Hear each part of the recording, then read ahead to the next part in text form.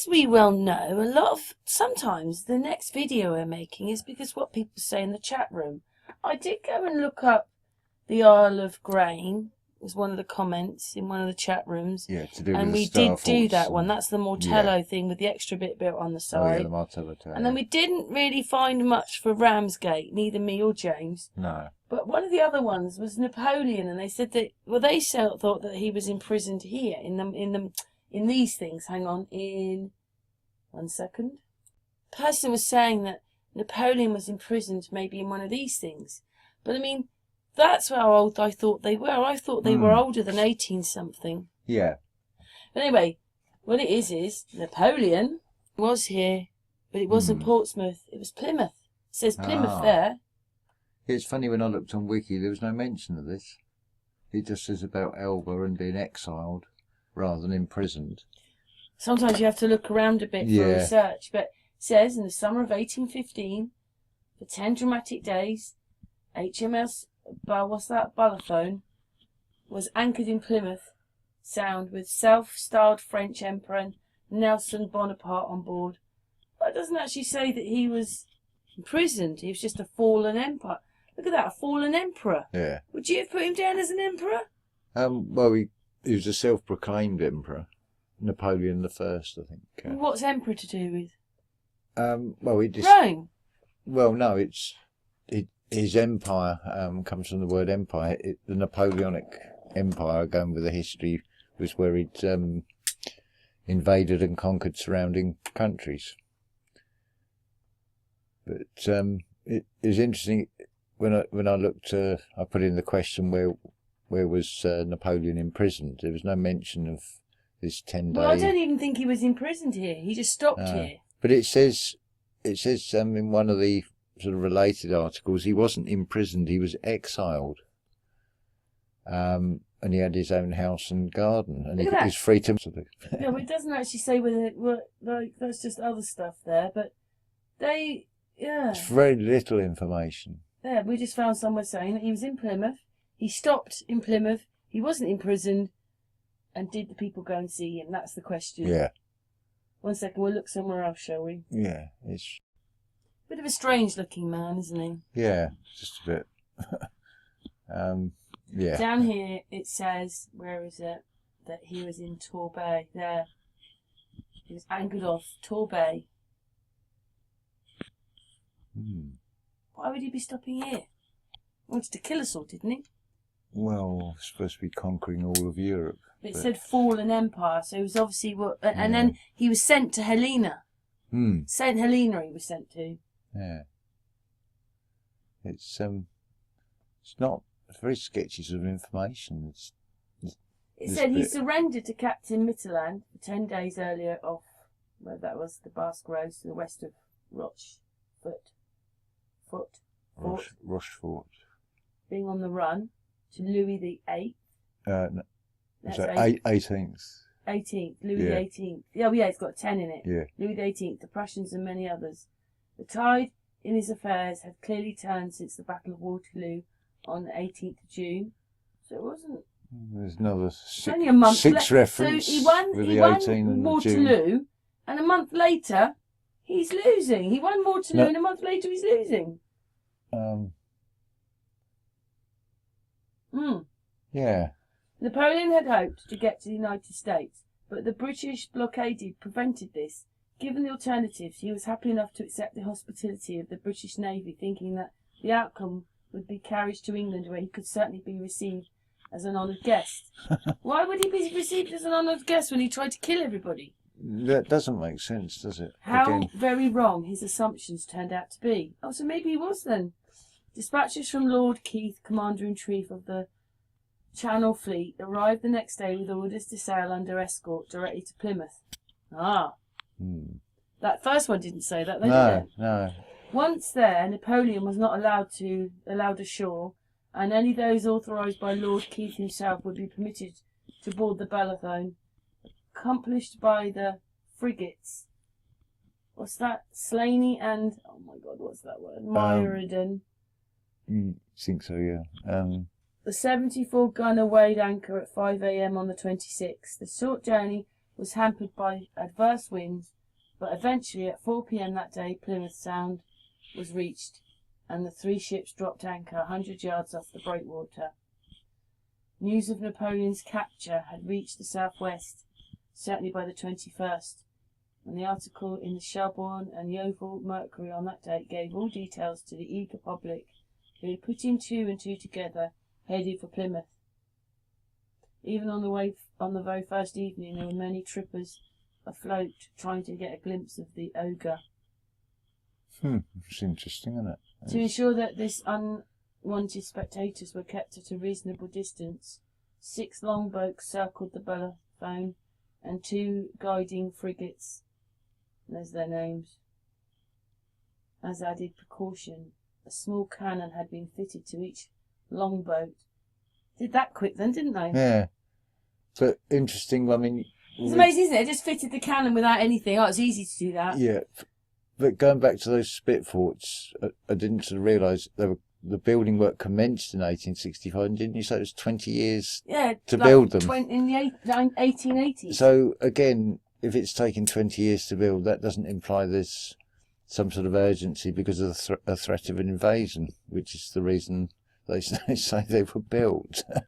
I know that's sort of not related to this. Things, yeah, but like you'd expect those spit forts to have been built. James is talking about these things. Yeah, this is the thing. I mean, they look to me the sort of the style they would fit in with the Napoleonic era, and you'd think the inside does, doesn't it? Yeah, they would have been built.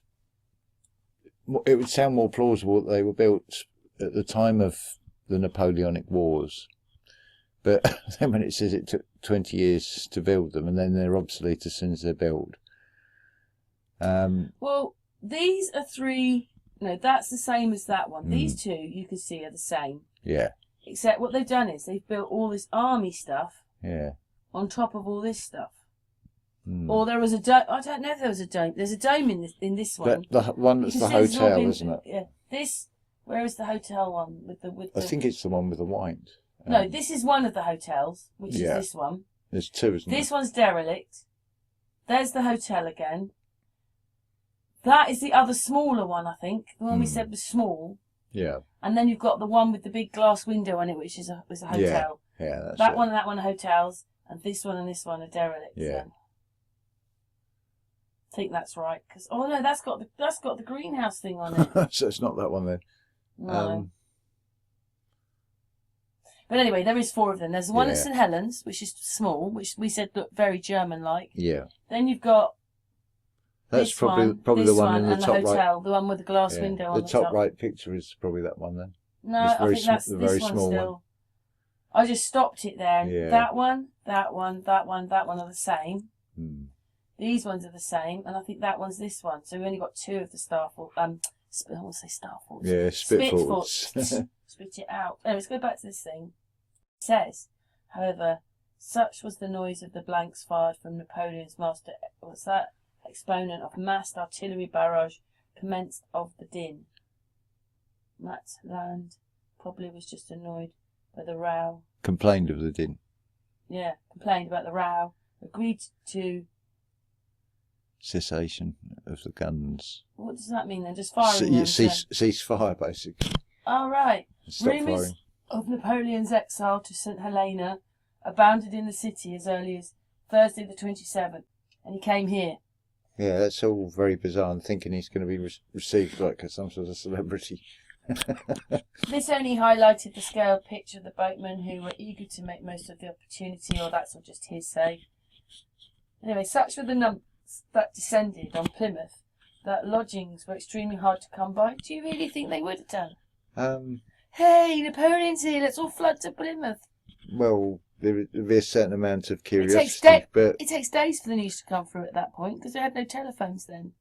Not only that. I mean, the average person probably would have been employed in farming, and it's like I can't see that if you went to the farmer and said, "Can I have today off?" Don't know. Nothing ever adds up. Anyway, it's all about the crowds coming wearing red carnations. Oh. The crowds of spectators also took to wearing red carnations. The sight of the flowers gave much hope to Napoleon and his entourage that a definite pro-Bonaparte following seemed to be forming. What he thought, what we wanted him. Well, that's interesting because, I mean, red would be associated with redcoats, which would be sort of the English army, or the British army, I should say. So why did he think they were coming behind him then? I don't know. I mean, I've not seen, this is all new to me. We are adding this bit to the video. I told you to go and just look up what the carnation bit was. And it says, when you wear light red carnations, it represents adoration. Obviously, other colours mean different things, but we're not looking at that. So they admired him. Mm. Why would you be admiring? What were they going? Sod the British monarchy. We want him. Well, on the face of it, the French Revolution was about emancipation of the poor, but they admired him. Yeah, so maybe and they if they thought were deep red, they loved him.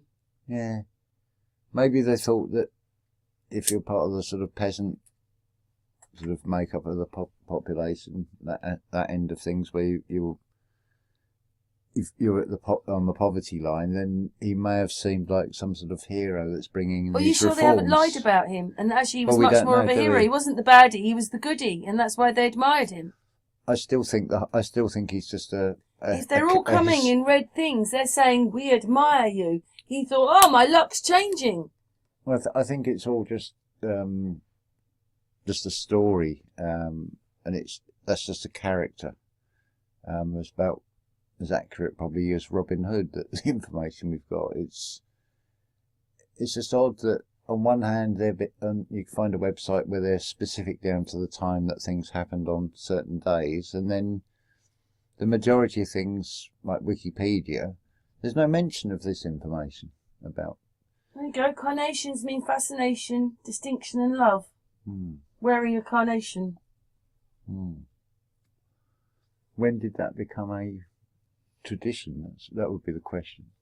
Well, no, I just wanted to know what red meant. Yeah, light red carnations represents adoration, and if it's dark red, it means love.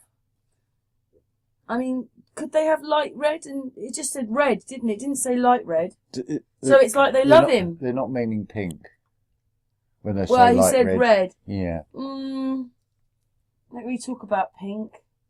I mean, I only know of carnations being used, associated with buttonholes for weddings and things. Let's look up pink then. But we're looking at pink. But I should think that's more related to a caring thing than. Alright, let's have a look. They said red though, James. Yeah. Dark red, there you go. Dark red symbolises love and affection. Pink carnations symbolise gratitude. So it was either adoration, love, or gratitude. Yeah. Well, they're making the distinction here of pink as opposed to light red, which has a different meaning. So they said red. Yeah, one either the dark or the light red. Red meant so. Okay, that says dark red. They don't say dark red and they don't say light red. But either way, they admired him, they loved him, and say they got it wrong and it was pink, they had gratitude for him. So either way round, that does not come across like a man that savaged Europe and then actually, oh, thank God, he was overthrown. It's a strange choice as well in a way, because the English army was wearing bright red, or this is what they depicts, and the French were wearing blue. So, oh look, we've got another battle between red and blue. Sounds all very political, doesn't it? Democrats, Republicans, Labour, well, we just wanted to add this bit because we were a bit shocked with the carnation. But that's just one article that put that in. Yeah. The others didn't. Yeah, this is how history's made, isn't it? By lots of, it could be stories. Yeah, this is because actually one says this, one says that, and one says he went to Torquay. And there he was arrested, and then he went down to Plymouth for a week or two, and then they went, bye, have a nice time in St Helena. Yeah. So, yeah, it's all very odd. It is. Doesn't sound believable, really, much of it. If I try and tell that story to my dad, he's going to think I'm an idiot. Well, you've got to think about the logistics as well of the French army. So what we're shown in depictions and illustrations is they've got horse-drawn cannons on gun carriages. So you've got to think about the infrastructure, the roads, or the tracks that they would have gone on, and then obviously get into Russia. Travel okay. Yeah, the spring He travelled down here. He can travel okay. Yeah. It's very odd. Yeah, because I think, because 1812 was the start of the retreat from Russia. I think the sort of, then he sort of got diverted off to Waterloo and have the fight there. So, yeah, things don't really add up about the whole thing. No. Anyway, on with the video. Well, again, sometimes this is where you find your history. Yeah. If Napoleon wasn't allowed ashore, then his washing was. Stories were reported in the press that certain people had even tried on these items out of blind infatuation. What? Another story hit the headlines that poor soul by the name of Bones, a mason from the dockyard, had drowned when the craft he was collided with a vessel from Britain. What's that got to do with anything? Yeah, a mason as well. On Friday evening the 28th, Napoleon had a sobering view of ships entering the Sound carrying French prisoners of the war captured at Waterloo. They were destined for Dartmoor prison, whose construction had begun in 1806. Seems a bit strange to bring them all the way over to accommodate England. an ever-increasing number of prison. Frenchmen who prior to that date had been housed either in prison hulk in the part of the River Tamar known as the Hammers. What's that say, James? Where is it? That one. Hammerzos. Hamo. Yeah, I can't even get it myself. There, it's by my cursor. Yeah, no, I mean Hamo as a Hamosa, I think. In Mill I think Prison, later known as Millbury Barracks, within a year, most could be sent back to France, unlike Napoleon, who would never be released. What? It was. And then exile. Because he went off to St. Helena. Although, when I just looking things up about him, it said where he died. Napoleon could be held prisoner whenever it felt was appropriate. St. Helena, the wind, so he was banished to St. Helena. Yeah, exiled, they said, rather than imprisoned. Legal moves. Well, hope was not lost. A glimmer of hope. What's all that, James? Sorry, but... it's about Napoleon. There's a glimmer of hope left. Obviously, he could get off. Courtesy of a West Indian lawyer by the name of McEnroe. McEnrot. Yeah, I think that. At the end. Yeah, I think I'm guessing it would be French but the silent T. His plan was devious, but had a definite chance of succeeding. Essentially, if Napoleon could be, what's that subpoenaed. To appear before a British law court, he would have set foot on British soil. So why did they let him go then? Well, it says that then the rules of the game would change. He would be out of the hands of the government and under the protection of British law, according to the article by Capel. So he goes round murdering everybody, killing everybody in all these countries, and he comes here to get immunity. It doesn't. The story just doesn't seem to make sense because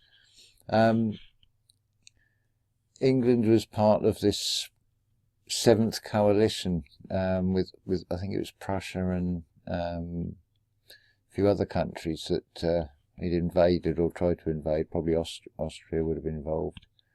And it took several coalitions of different nations' armies to sort of subdue him, shall we say? But it's a strange story. This is all new to me.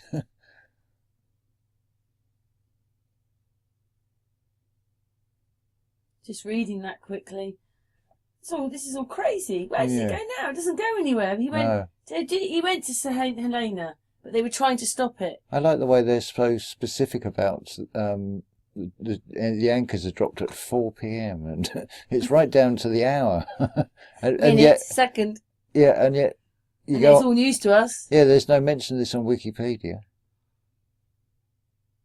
So no, it's funny. It seems like there's very specific details, but when you sort of look at more and more websites, a lot of this is missing. Prisoner into Scotland or places beyond the sea. So they're obviously trying to, but it doesn't really. He went to St Helena. He was taking the long voyage to St Helena. He arrived sometime in October. So how couldn't they stop? They should have stopped him. They could have arrested him as a war criminal. Well, they didn't have that sort of thing. Well, we don't know how much of this story is even true, but I suppose if he's exiled, he's no influence. If he was kept on the mainland somewhere, then there's a chance that. Well, I should imagine he would still have quite a following. Who would want to follow him? He killed everybody. Well, no, if you think. He introduced sort of quite liberal reforms in the context that we're told at the time. If you're sort of the poverty underclass that's basically a slave in farming or something, you might welcome some sort of social changes that it's implied that he was bringing in, sort of freedom. Was it?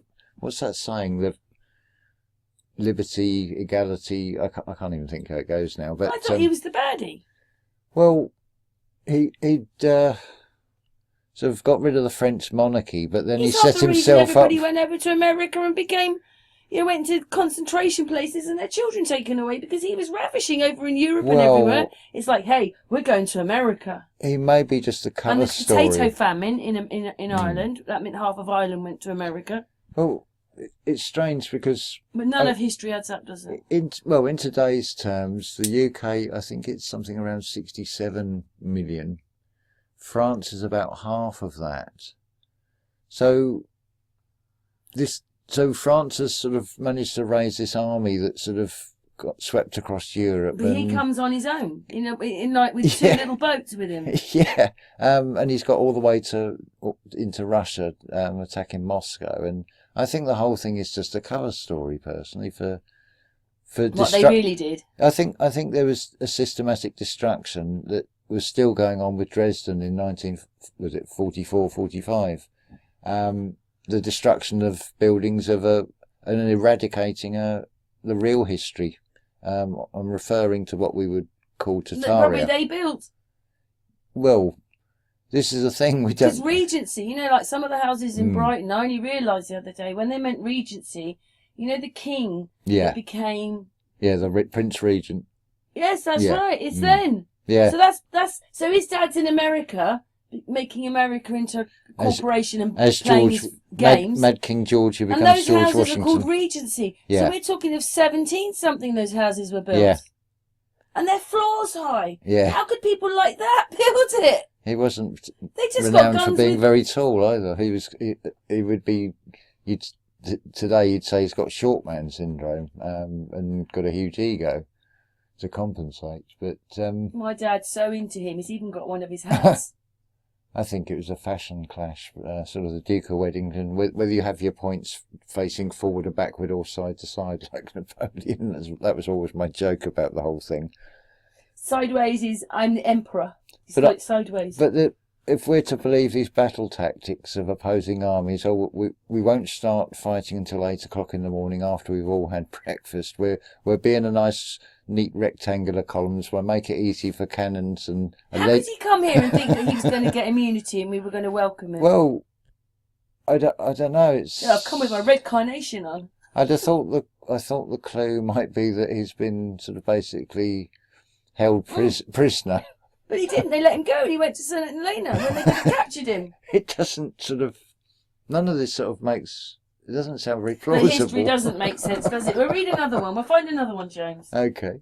So, me and James found this little bit.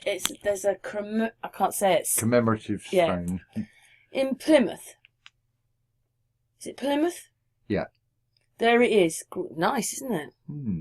Well. So that's there. 1 second. Now, this writing, James is really surprised because it says, overlooked by imposing walls of Plymouth Royal Citadel, a 17th century coastal fortress stands, a memorial to British military history. But that's in Plymouth. Yeah. Yeah, I sort of read it wrong. I was thinking, well, Napoleon isn't 17th century, but that was obviously just for British military. 2 small stones fitted together commemorate Plymouth's role in ending the Neapolitan Wars. Ending. Well, yeah. He's on the run here. We welcome him in. We don't do anything. Well, we let him sit there. He sits in our ocean. They're watching him. Yeah. Well, they could have arrested him, and then they let him go to St. Helena. Well, again, according to the sort of the narrative we're given about history, it was only with the defeat of Germany at the end of the First World War that there was, if you're the defeated side, you start paying compensation. So the sort of rules of war that we're given are very different. It's like, we don't fight at night, and we commence battle at 11 o'clock in the morning or whatever. Look at this. The commemorative stone consists of a chunk of volcanic turf held within a granite slab. Oh, that's exciting then. Why would they even... and then the slab obtained from the South Atlantic island of St. Helena and Dartmoor prison. Well, why would they... That's obviously gone in a lot later then. The memorial was revealed in 2015, previously 200 years after Bonaparte's arrival in St. Helena, the British tropical island where he spent the rest of his life in exile. Part of the rock also comes from Bonaparte's home, Longford House, constructed on St. Helena. He remained at the home until his death in 1821, but the spit forts weren't built until the 1860s. Yeah. So I don't understand how they let him go. It's all very peculiar, but again, it's... What are we... He was a disgraced emperor. Thousands of eyes laid on the disgraced emperor. On board the HMS Balathone in Plymouth. That's HMS, so he wasn't on his ship, he was on an English ship. Well, they're implying 2 narratives here. They're implying that people generally didn't like him and were sort of unpleasant to him, and on the other hand, they're implying that he had support. We see that. This talks about him being in Plymouth, and then this bit, then someone drowns, and then we're off to St. Helena. They don't explain. They only give you a bit of it. It's effectively a type of sort of communism in a way with the French Revolution, because you've replaced the royal family and then put basically another sort of self-proclaimed royal family with this guy who now declares himself emperor. So nothing's really changed. How could he have been basically on British waters and they didn't arrest him? And they let him go to St. Helena. Hey, thanks for all the murder and you killed everybody and now everybody's angry and upset and don't have any cities anymore. Yeah, okay. Red Carnations, you can go off to St. Helena. Well, I think it's so remote and he wouldn't be able to get away from it. Well, it says on the things I read earlier that he was exiled there. So people had to have taken him there. Yeah, and sort of it's so remote that he couldn't go anywhere. So he couldn't raise an army again. But it does seem... Yeah, because I think what it was is Napoleon was going and then it stopped for a while and then I don't know if he wanted to whatever and then he started again. Well, we've had 2 world wars, like where Germany has had to pay war reparations, basically compensation to surrounding countries, but that's obviously was sort of unheard of in that era. But it's almost like saying, well, you've lost, unlucky, we're going to confine you to this island, but you're free to move about, you'll have your own house and garden and everything. Why would they do that? It just seems so bizarre. Wouldn't they have just taken him to prison? Well, it's no different from... He needs a trial for what he's done. It's no different from people who are sort of appointed positions. Hey, see what? That means you can take over the world, and when we don't like it, you can go to Plymouth, and then whatever it was, we'll come with Carnations, and then you can go to St. Helena. Well, it's no different really than today with, say, Royal Bank of Scotland, or somebody makes a mess of things, people lose a lot of money, and they get a golden handshake, and they get awarded for doing a bad job. It's the same sort of story. To me, it infers that this Napoleon character one. is sort of in with this sort of controlling banking dynasty in some way, because nothing's sort of changed. But a revolution, that implies turning if you're revolving something. So I'd say it's more, not so much a revolve, it's more a twist on history. It's got an eagle. Yeah. Oh yeah, there's always an eagle involved. Prisoner on the British ship Balathone in the harbour of Plymouth. After the French defeat at Waterloo. Oh, that's where he was defeated, was in Waterloo? Yeah, yeah. Oh, so he didn't win Waterloo? No. Whoops. Why? What? I was just thinking, within a month, he'd gone from winning to losing and then stuck in England and then lost to St Helena. So he lost Waterloo. Whoops, I'm not very good at that, am I? Sorry. Well, the official story is he lost a large part of his force because he was overstretched, and then they say about the Russian winters. But funny enough, unless all the photography that we know of from sort of Russia, the implication is it was a much warmer climate. So again, that doesn't tally. The photographic evidence is showing it to be devoid of snow in a lot of these photographs. He was a prisoner of the British. So he's a prisoner and then exiled. But it says here, not tried or anything. He would spend the remaining years of his life as a prisoner of the British. But why did they put him there? Why didn't they put him in prison? Yeah. Hey, prison to you is to go to this luscious island and live the rest of your life out. It's really weird, because if anybody was to say, like the story we're told of Guy Fawkes trying to overthrow Parliament and then being hung for it. So he's deposed a French monarchy, basically, and he's not hung for that. So it doesn't gel, considering he was a... Eventually, Napoleon would be sent in exile to the island of St Helena. But if he's done all this bad, and they've got him here, why did they let him go there? He's still a prisoner, but they let him go and live on an island. Like... It's a sort of an open prison. He could have got off, couldn't he? Hey, can you tell me? it's I'm not even, well, I understand it's sort of in the middle of nowhere, and he wouldn't have access to a seagoing vessel. But I mean, this is I'm only could sort of quote what I can recall over the years from the official narrative on this history, but it doesn't sort of ring true.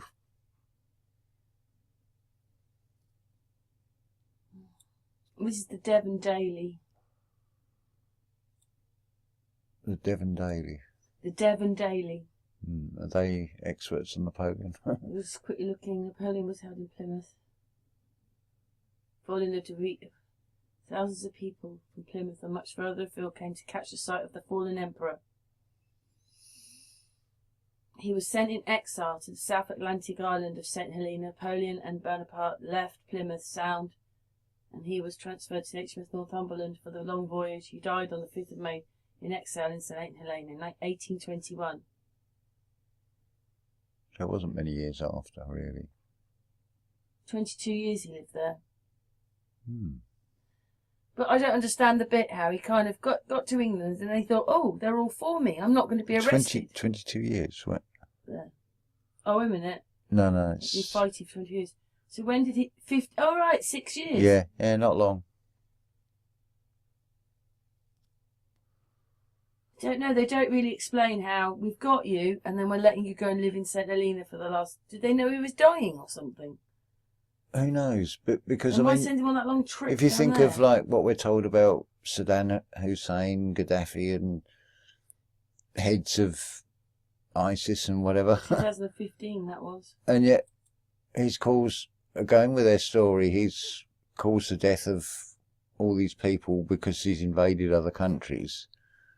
So he's just exiled. He's not put on trial. There isn't any more, James. Look, it doesn't go any further. This is it.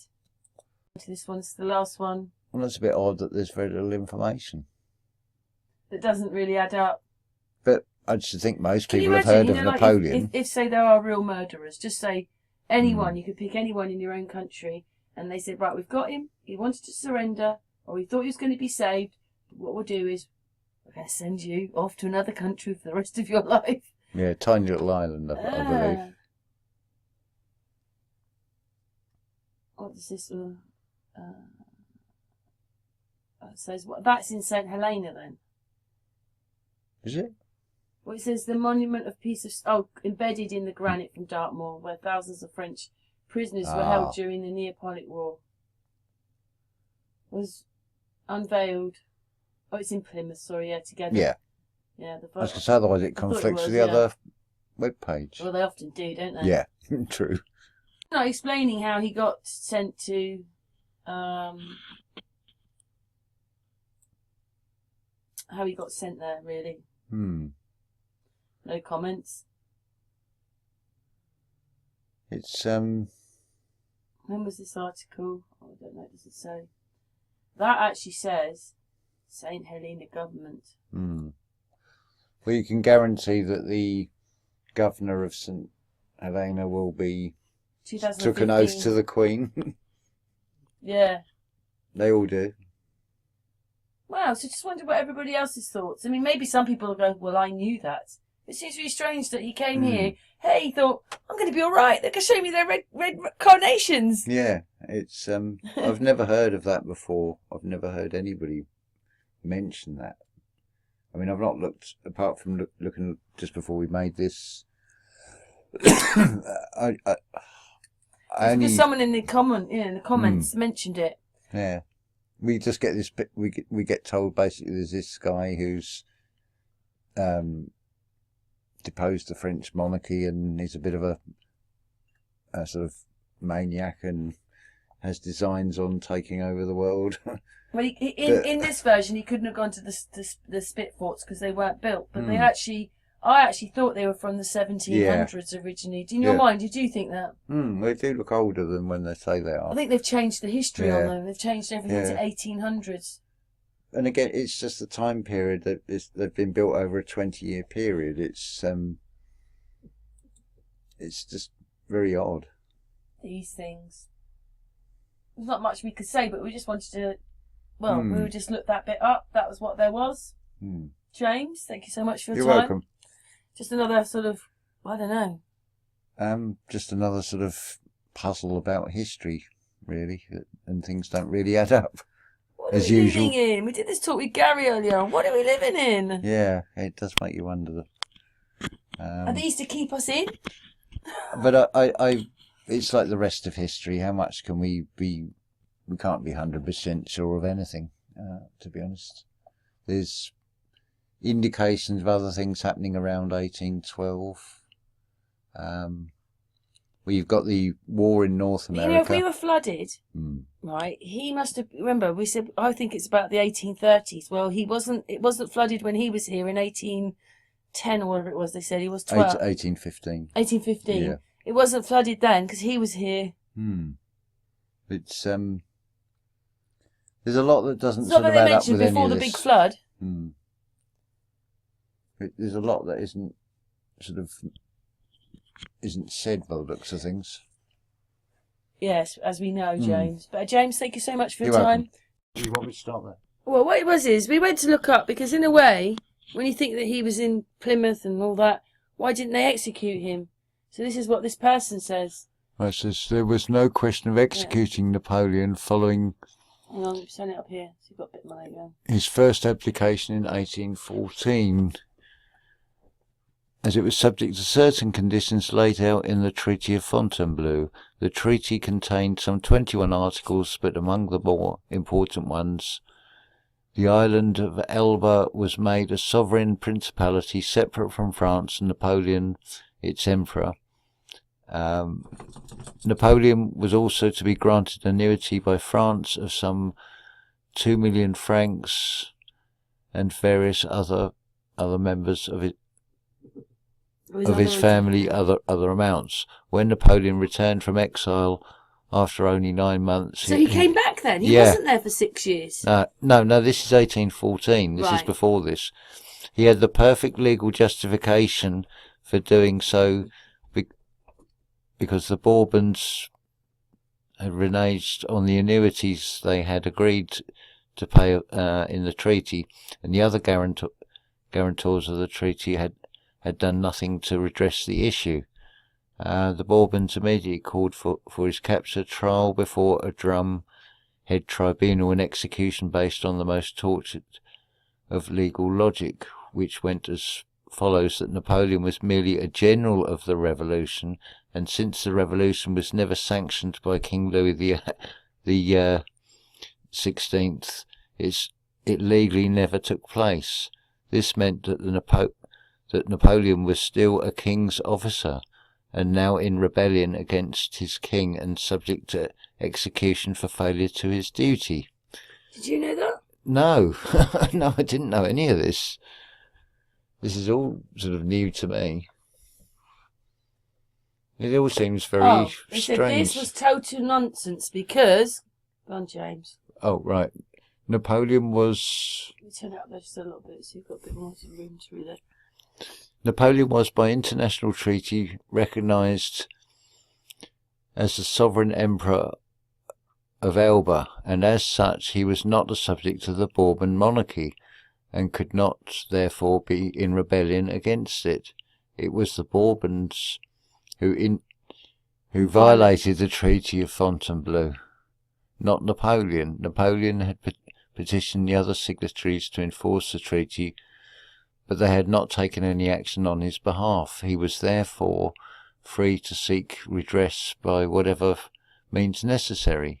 From the moment he landed in the south of France to the time he entered Paris in triumph, not a single shot had been fired in anger, and he had not used any violence at all. Every city, every garrison he came across defected over to him. So he thought those people in the UK were defecting to him?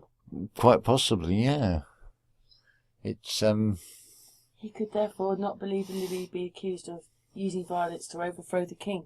Go on then, James, you're better reading them. where have I got to? Napoleon. Oh, right. Napoleon landed in France with 1,100 men. Putting up there for you. Ooh. Hang on, what's this? Two cannon and 40 horses, and every town he came across threw open its gates to him, and every single military force sent against him by the Bourbons defected over to him.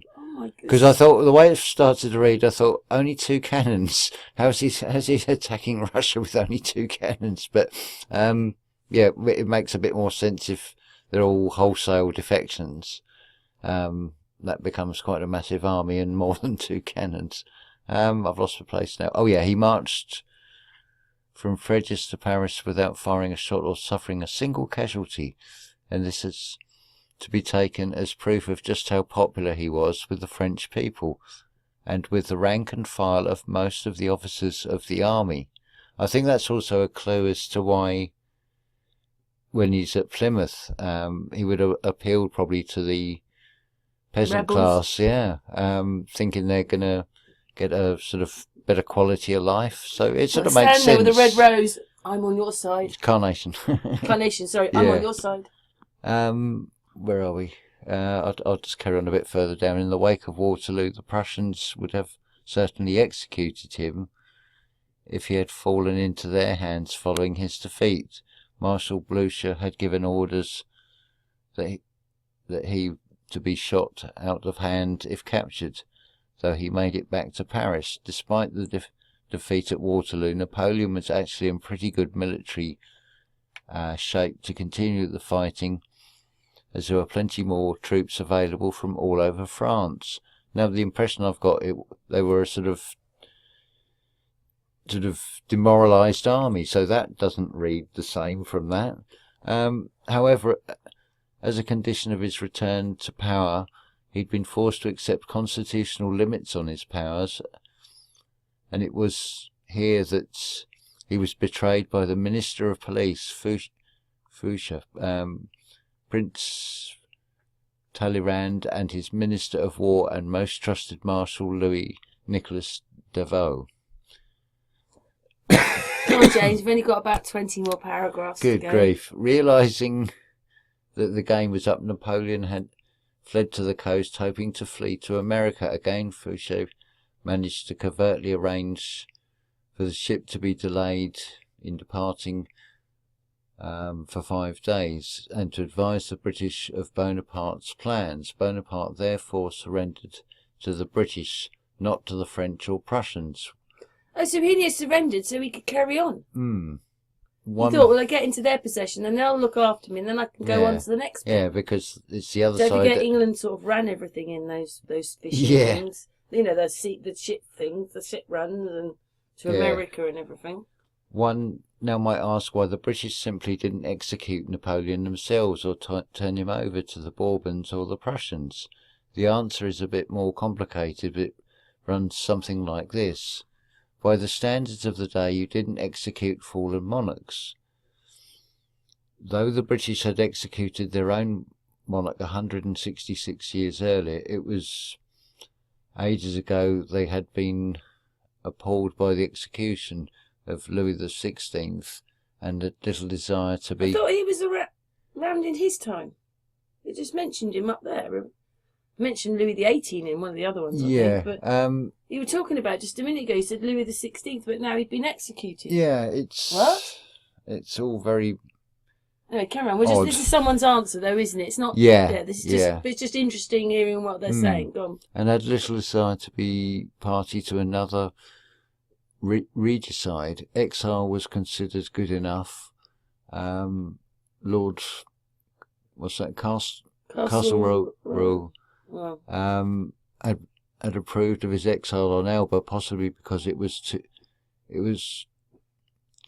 sorry, I've misread that. Possibly because it was too close to France and too easy to escape from. But now that he was in British hands, with no treaty to negotiate, they felt certain that they could exile him someplace he'd never escape from. Next comes the question of why not capturing him and imprisoning him for war crimes and stuff? Doesn't sound like that was going on, does it? They were all running to his aid. Yeah. So he was a hero. It looks that way, yeah. It's not the impression we're given, but then this article gives a different impression. Yeah, this is just someone answering about what they think. Anyway, number two. It looks plausible. Next comes the question of on what grounds to execute him. The British were not in the business of executing the enemies of the Bourbon monarchy, and making war against other European powers had been the national sport of European kings for centuries. The British were guilty of the same thing 1,000 times over in Europe, and were busy building an empire in India by the sword at the very same time. 1 second, I'll move it down. Up. The British foreign policy aim of restoring a weak, pliable Bourbon monarch to the throne of France had been achieved, and executing Napoleon would not have advanced this goal at all. Further, Napoleon remained very popular with the French, and the Bourbons were detested by the population at large. Executing him or handing him over to the Bourbons would have only made them look like Bourbon lackeys, which they most certainly were not. It might also trigger another revolt against the monarchy, and another Bourbon king might well have lost his head. In short, respect had nothing to do with it. Had Napoleon fallen into the hand of the Bourbon or the Prussians, he most certainly would have been executed, but he fell into the hands of the British, who chose pragmatic and expedient solution, which was exile. I would even go so far as to suggest that even Fouché, who betrayed Napoleon to the British, probably realised that having them exile Napoleon someplace far away was a much safer thing politically than having him executed, which could only enrage the entire army. Plus. And 9 Frenchmen in every 10. That paints a very different picture. Why would the British do that? Well, it's politics, because they didn't want to risk provoking a war with France again, I suppose. I don't really... Did you think? Isn't that strange that we found that answer after everything else? Yeah. Because he was a hero. This is probably why they didn't... Maybe because he was such a hero wherever he'd been, they didn't want to kill him. They were killing a hero. I would just send him to exile instead. It would make a martyr. When have they done the things right, though? Well... Nothing's right. But how do we know? How much of this do we know to be true? We don't. But it's strange that their answer comes in after the Carnation thing. Yeah. Yeah, it's sort of... It's a totally different place. I put a totally different... I put in, why didn't they just execute Napoleon on this one? Yeah. And then that person's answer. It now sort of makes sense to the idea about the Carnations. Thanks, Gary. He wasn't even English, from Montreal. Anyway, we are finishing now, aren't we? Yeah. We just wanted to put that in. I mean, who thought that he was depicted as a baddie when actually, looking at this, Napoleon could have been the goodie.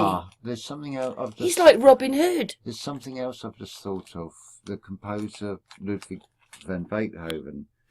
He was really the first composer because there was no copyright laws. Once you'd written a piece of music, it was sort of free for all, and any orchestra could play it. So parts of particularly piano concertos, Beethoven would keep the free passages called the cadenzas in his head, or the reports were that the ink was still wet on the page, and it's often talked about in Beethoven's life of how he despised basically the people who funded him and commissioned him to write the works, and it's always portrayed that Beethoven was a man of the people. The story goes that his third symphony was going to be dedicated to Napoleon, and when he heard the news that Napoleon had declared himself emperor, Beethoven is famously quoted, and there's even the manuscript, he's fiercely scrubbed out the dedication to Napoleon. So is Beethoven a man of the people, or is Napoleon a man of the people? Gary's answer's in on that one as well. Look, it's Gary again. Yeah. Should we just have a look? Because this is why didn't they execute... We're trying to finish here, but we keep seeing more. Poor James, he's really tired. He's been on many hangouts today, and and then what I listened to on War of the Worlds and how it's, shall we say, has parallels to recent events since March of last year. So the first, dearie me, dismiss. The first person said they didn't execute him because he didn't kill people for racial reasons. No, there's no bloodshed there. After all the bloodshed they said he did, there didn't seem to be any. All the Bourbon... Hey, Napoleon's coming! We're on his side! Let's join him! All the military that's sent against Napoleon defects and changes sides, so there was not a shot fired, nobody killed. So, I mean, that sounds very strange. But it's the same answer he's put in, James. I think it's the same one. Oh, yeah. Oh, right. Yeah, looks to be 3 numbered points there, yeah. Well, it's mostly the other. It's the other thing. He's put maybe a bit more in here. Because he says, the British who chose the pragmatic, they decided to exile him instead. You said that in that last message, so he's put the thing in, but that one up here says he wasn't, like Hitler was about killing a certain race of people, so... Yeah. Let's see if there's any more. This is more implied like a class war. He was an unparalleled military genius, because in the end we wondered whether he was a book. He fought 60 battles and only lost 8 of them. Of those, only 2 considered decisive losses, Lisburg and Waterloo. No one else in history can compare to his military genius. As a world leader, few can compare to his rags and riches story as someone born as a nobody who rose on his own merit and tenacity to an emperor of France and conqueror of a continent. He is credited with ending the French Revolution within the borders of France when he put down when he put down for a Paris revolt. That's a different picture. It's still not saying he's a baddie. No, I remember from reading. I'm going back to. Changed. I didn't really. They've changed now. They said they weren't. This person says they weren't, but now they've changed them. Today we say many French people are not ashamed, or Napoleon, I think they mean, but they are not proud either. However, comparing Napoleon to Hitler is a long shot. Hitler was a racist who wanted to purify his race. Well, we all know that that's different now. Well, and these people wrote that in 2017. Anyway, it's still showing a completely different story about Napoleon. Yeah, there's lots of. He's a hero. I'd never sort of even considered with any of this. He's a hero, and this is why they were racing down to Torquay. We're with you. I'm still. Is it because he wasn't a monarchy? Well, remember, now we know how bad they are. But the story, what it says about Napoleon, would be a cover for destroying architecture and things, which would imply it is still part of the control system. So I really don't know what to make of all of this. It's certainly divide and conquer on many levels. You've got, on a class aspect, you've got the poor versus the sort of royalty of the day in various countries. The stories of Napoleon approaching Vienna in Beethoven's time, and people with wealth all departing, and they wouldn't return. They were sort of in exile. He left a lot of his soldiers in Egypt, it says there. He left 35,000 soldiers in Egypt. So he was only in Egypt. Oh, there was even the accusation that it was under Napoleon the Sphinx lost its nose as well at one point. But there was a lot of engravings done by the Napoleonic army in Egypt. There's a lot of documentation and things that most likely all written in French. I don't know how much has been translated, but I should imagine quite a bit by now. But it's interesting that the spread, considering the population we're told today, France is I think 35 million. This is in a time before the world sort of a population of under 1 billion. If you go by what they tell us. So nearly everybody was in the army. Well, I mean, yeah, pretty much. It does imply that pretty much you'd need a considerable chunk of that population to make up the army of France to achieve all these and pull all this off. And well, I'm just a bit gobsmacked. My whole vision of what I thought. See, history's changed again. Yeah, pretty much. So looking today, it looks like Napoleon was a hero. Everybody loved him and couldn't wait to be with him. And it's the complete opposite of what we've been told. And that's why when he went to Plymouth, they were in admiration of him. Yeah. It's. Did you ever believe that you'd be thinking that? No.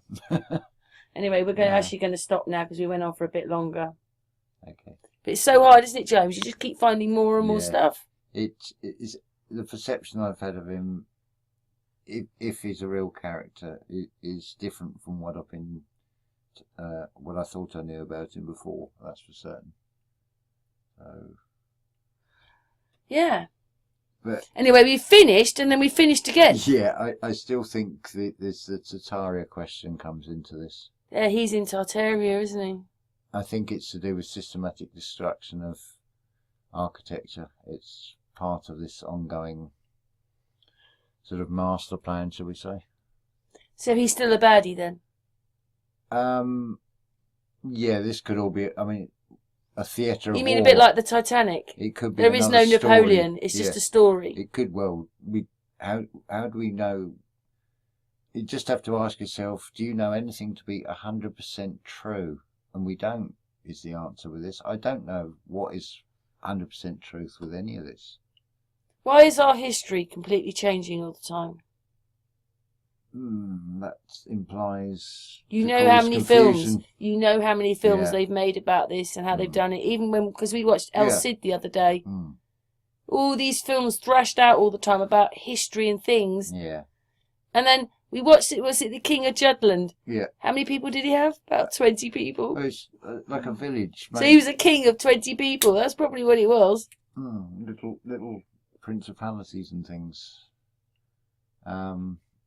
Where not much bigger than a few farms. Let's just stick a few noughts on there to make it look better. Yeah. Well, we hope that this has made everybody think. It's made me and James look up. Like now we spent, you think, just go and look at that. It'll only be 10 minutes. And now we spent at least an hour doing it and probably an hour and a half. And we haven't even... That's it. We've got to put all the bits together. But you've got the logistics of invading Russia in a time before the railways. Well, what about that bit I just showed you there? He went down to Egypt. Look, there's maps. It says, suddenly a map appears which says Napoleon's campaign in Egypt in 1798. We're given the impression of that era that, and it's borne out by when you look at the baptism registers. Most people were recorded as labourers. It's said that most people didn't go any further than about a 10-mile radius from where they lived their entire lives. So